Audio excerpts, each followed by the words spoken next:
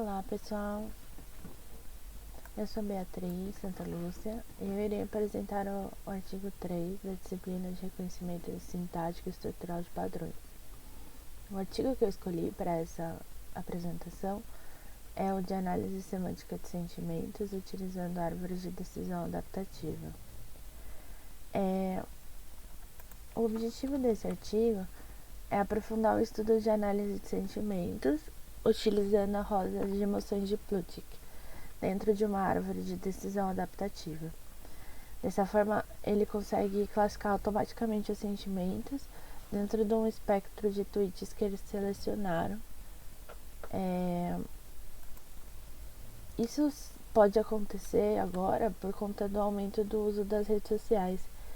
E durante os últimos anos, com mais pessoas compartilhando opiniões pessoais dentro das redes sociais, a gente começou a ver crescer uma área que chama análise de sentimentos ou mineração de opinião.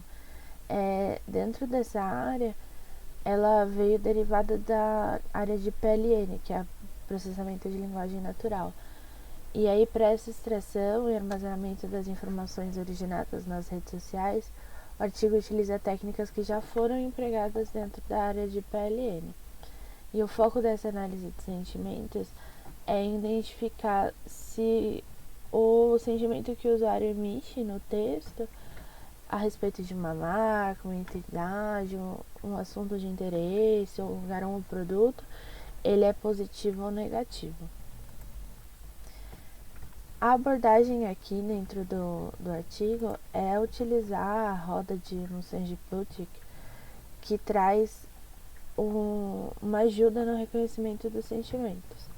O Plutchik define que existem centenas de palavras para classificar as emoções, e essas palavras tendem a criar famílias com a mesma similaridade semântica. E as emoções primárias podem ser conceituadas de forma análoga a uma roda de cores, que nem mostra nesse desenho, falando que as emoções semelhantes, elas estão juntas ou opostas, como se fossem cores complementares. E como nas cores primárias, elas, quando são misturadas, dão origem a cores secundárias. E ele fala que as emoções seriam da mesma forma que as cores. Seriam misturas de duas emoções primárias podem gerar uma emoção secundária. E ele propõe essa análise de emoções com uma terceira dimensão, que mostra a realidade, a intensidade daquela emoção. E aí, por esse motivo que a roda de emoções tem um formato de cone. O modelo simples, ele consiste da gente fazer uma análise lexical das frases e classificar entre positivo e negativo. No artigo eles falam que isso já foi muito explorado, tem alguns sites que fazem esse tipo de análise já automática, principalmente para essa base de dados que é o Twitter, né? Porém, isso é muito simples, né? Positivo ou negativo. E aí a ideia de utilizar a roda de emoções de Plutchik é que daí a gente poderia ter mais análises em relação àqueles sentimentos. Então não seria só mais positivo ou negativo, mas a gente teria 8 sentimentos básicos em um formato circular e os sentimentos e emoções mais complexas à medida que a gente se afasta do centro da roda de Plutchik. Isso seria útil para análise de sentimentos. Bom, pessoal, nesse slide eu vou falar um pouco das tecnologias adaptativas que foram utilizadas no artigo. Para a classificação dos sentimentos foi utilizado o apoio das árvores adaptativas. E nesse caso, o dispositivo adaptativo ele tem que ser capaz de reconhecer todos os sentimentos ao longo de toda a sua extensão e saber detectar quais são as possíveis situações em que pode ocorrer efetivamente uma mudança.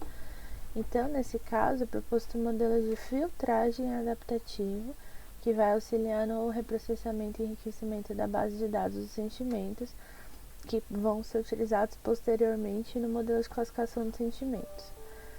Então aqui a filtragem adaptativa ela tem uma nuvem extratora de informações do Twitter e aí uma palavra processada de cada vez. Então, ela individualmente é colocada dentro do módulo de filtragem top-down.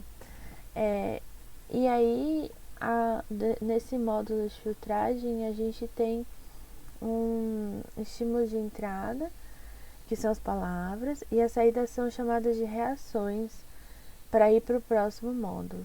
No próximo módulo, a gente tem os módulos fiscais, que tem a função de monitorar o módulo anterior e diagnosticar.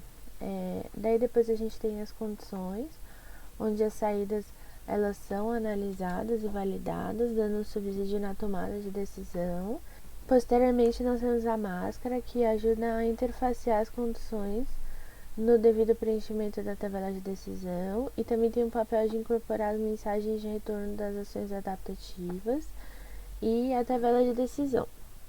Depois temos a tabela de decisão, que avalia os diagnósticos do bloco anterior e atua sobre os modelos do sistema para adequá-los. E por fim, a gente tem as ações adaptativas, que possuem a capacidade de aprender e incorporar novos conhecimentos, associando cada conhecimento adquirido à informação de procedência da nova informação e retornando para a máscara essa informação. A manipulação das informações dentro do módulo de ações adaptativas, ela se dá à capacidade dos dispositivos adaptativos poderem interpretar a informação e manipulá-la. A gente tem que destacar que aqui no MFA não está sendo analisada a proximidade semântica dos sentimentos, ou seja, tipo, ele não está retirando conhecimento da palavra, né? Mas sim se dizer se a palavra é um sentimento ou não, e enriquecer a base cada vez que chega um novo sentimento na escrita textual da língua portuguesa. Ele é muito importante no processo, porque nesse módulo a gente já descarta as informações que não são relevantes e permanece apenas com as palavras categorizadas como sentimentos. Daí a gente forma uma base enriquecida que vai servir de entrada para o MCS. O que é o MCS? É o modelo de classificação de sentimentos. Efetivamente, ele utiliza o modelo de filtragem para poder classificar os sentimentos efetivamente. Então, as saídas que foram geradas lá no MFA, elas são as entradas e estímulos aqui do MCS. E aí, nesse passo, os sentimentos são apenas palavras, cada um com seu significado, porém o modelo ainda não é capaz de diferenciá-las na sua forma semântica. E aí, a partir das emoções primárias, eles ilustraram as demais emoções, utilizando a notação gráfica de árvore de decisão. E a classificação ela foi feita a partir de sinônimos de palavras e por proximidade semântica. Então, é mais ou menos a mesma estrutura. Tem a nuvem de dados do Twitter, utilizo a ontologia que vai ser definida, então eu separo se vai ser desastre natural, logística de doação ou qualquer outro contexto, faz um pré-processamento, faz a filtragem, que é o MFA. Daí ele utiliza a roda de Plutchik para dentro, junto com as árvores de decisão adaptativa, e faz mais ou menos o mesmo processo do MFA. Passa pelo fiscal, passa pela condição, vai para a máscara, imputa dados na tabela de decisão e volta com as ações adaptativas até chegar no modelo legal. Os autores, eles relatam que deixaram alguns problemas em aberto no artigo. Um deles seria a relação automática para alinhar os sentimentos com o nó mais próximo, semanticamente da sua emoção primária. Isso ficou para um próximo trabalho. A exploração de qual emoção gera outra emoção no âmbito psicológico de formação dessa emoção, porque a roda de Plutchik não traz esse conhecimento, né? E nos modelos propostos teoricamente, eles conseguiram verificar que o uso da camada de persistência ele foi eficaz no MFA, comunicando-se diretamente com a máscara, que também retroalimenta o sistema de graduações nas tabelas de decisão. Então, como eles já têm os sentimentos separados pela MFA, trabalhando em conjunto com o MCS, eles conseguem perceber que a eficiência dos modelos de funcionamento paralelo, um depende do outro, e isso é importante para o algoritmo. E aí, como utilizou-se recursos adaptativos, a árvore adaptativa dentro do MCS, isso se mostrou muito eficaz e coerente para a classificação de sentimentos, que foi fundamentada nas 8 emoções primárias da roda de emoções. Muito obrigada e até mais.